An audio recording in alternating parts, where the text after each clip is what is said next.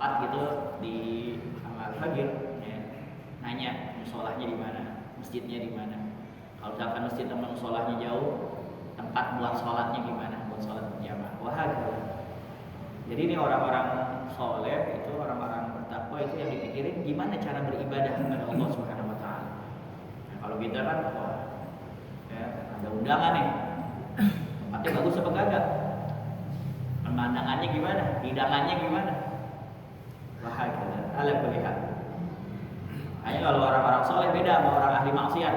Kalau ketika di gunung, orang soleh memikirkan yufakkiruna fi sun'illahi ta'ala, memikirkan ciptaan Allah Subhanahu wa taala. Masyaallah, tabarakallah, la haula wala quwata illa billah, bil aliyyil azim.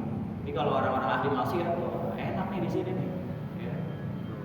Apa namanya? Lagi dingin-dingin nih. Dianget-angetin pakai apaan? Ya, minum khamr. Kalau kita kan ngopi kali. Minum khamr. Terus wah macam-macam pikirannya. Itu orang-orang ahli maksiat seperti itu. Jadi bacaan malam mereka juga lembut, ya. Tapi apa, kayak suara lebah, bukan berarti berisik, lembut, nggak keras banyak, ya. Begitu juga naik ke langit. Nah, bahaya. Ya, waswatuhum bilal fi jawis sama kaswatin nahal fi riwayat ukhra, dan diriwayatkan yang lainnya inda darimi gitu juga dari Al-Imam Ad-Darimi juga wa Ibnu Sa'id wa Ibnu Asakir ziyadah sebagai tambahan, wa hiya yasufuna fi salatihim kama yasufuna fil qitalihim. Yasufuna fi salatihim kama yasufuna fi qitalihim. Mereka bersaf-saf dalam salat mereka seperti mereka, ya, ketika mau perang bersaf-saf. Jadi saf ini salat mereka seperti kayak mau perang. Ya, apa namanya? Agak longgar, dempet-dempet. Dawiyuhum fi masajidihim, gemuruh mereka di masjid-masjid mereka. Kadawin nahal, seperti gemuruhnya lebah. Yusma'u munadihim fi jawis sama. Yusma'u, suara muazin mereka terdengar, ya, sampai kemana? Sampai ke langit. Fi jawis sama, sampai terbang ke angkasa. Kan ada beberapa astronom dia mendengar suara azan, ya, mendengar suara azan sampai ke angkasa. Yusma'u munadihi fi jawis sama, sampai dia ketika dia balik ke bumi dia masuk Islam. Sebab itu tadi, ya, jadi di angkasa dia mendengar suara azan. Wa fi riwayatin inda Zubair bin Bakkar wa Abi Nu'aim ziyadatan, dan diriwayatkan oleh Zubair bin Bakkar wa Abi Nu'aim ziyadatan sebagai ziyadah anajiluhum. Itu anajiluhum, injil mereka. Anajil jamak min injil mereka, ya, karena ini kan disebutkan oleh umat-umat terdahulu kitab-kitabnya. Jadi mereka mengatakan Qur'annya mereka itu maksudnya Injilnya mereka, yang dimaksud adalah Qur'an. Seperti kita kan kalau misalkan ada apa namanya tuh, kalau orang Kristen pendeta, apa, pastor, kan kalau orang awam kagak tahu namanya pastor, namanya pendeta, dia bilang kiainya orang Kristen, ustadznya orang apa? Ustadznya orang Kristen, ya, padahal beda, ustadz beda, kiai beda, pendeta beda.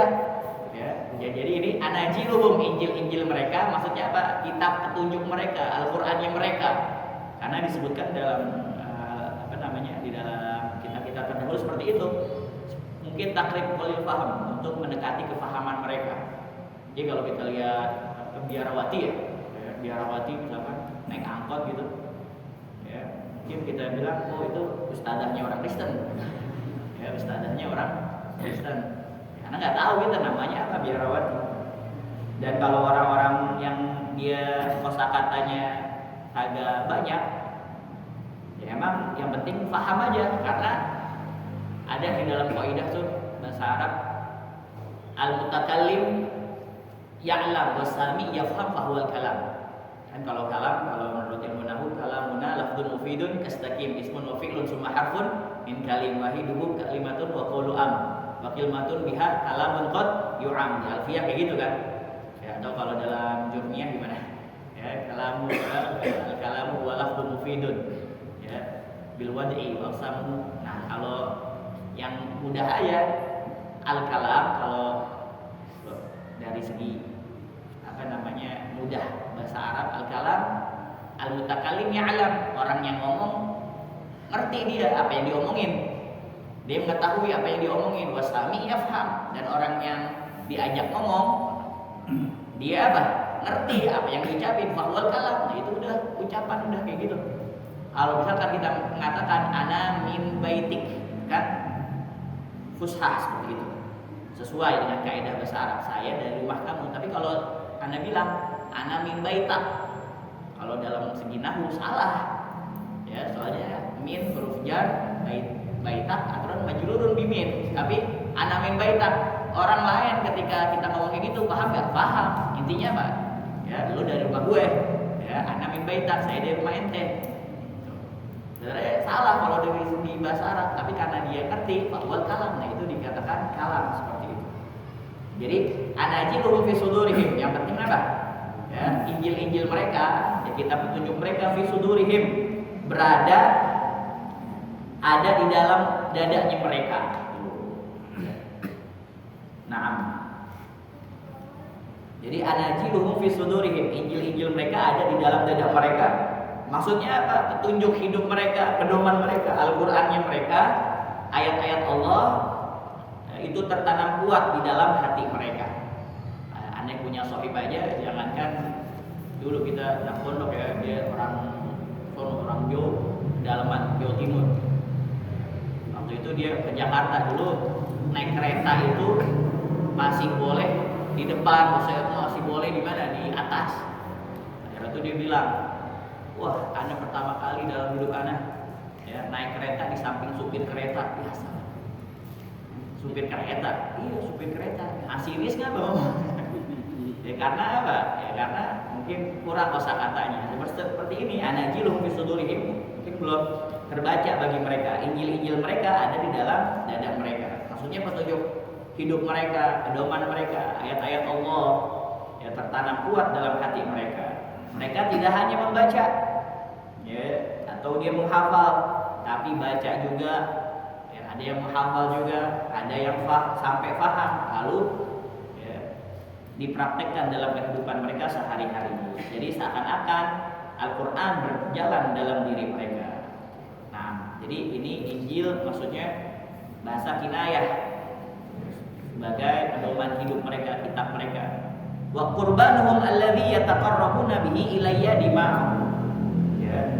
Qurbanuhum alladzi yataqarrabuna bihi ilayya dima'u. Persembahan mereka kepada Allah adalah darah mereka. Maksudnya ya, hewan kurban yang mana dengan dia menyembelih hewan kurban itu yang mendekatkan dirinya kepada Allah Subhanahu wa taala sebagai darah mereka. Maksudnya apa? Pengorbanan mereka sangat besar. Ya, kalau perlu jiwa dan darah mereka relakan demi kebenaran. Ini menunjukkan akan keikhlasan mereka kepada Allah Subhanahu wa taala dan totalitas dalam mereka berjuang ya, di jalan agamanya Allah Subhanahu wa taala. Ruhbanun bilail luyusun bin nahar. Ini sering ya, disebutkan di dalam kitab-kitab sirah, kitab-kitab sejarah. Ya, Nabi Muhammad SAW menggambarkan bagaimana para sahabat keadaannya mereka itu. Ruhbanun bilail, mereka itu rahib. Rahib tadi apa? Pendeta di malam hari, dan luyuth jamak laif.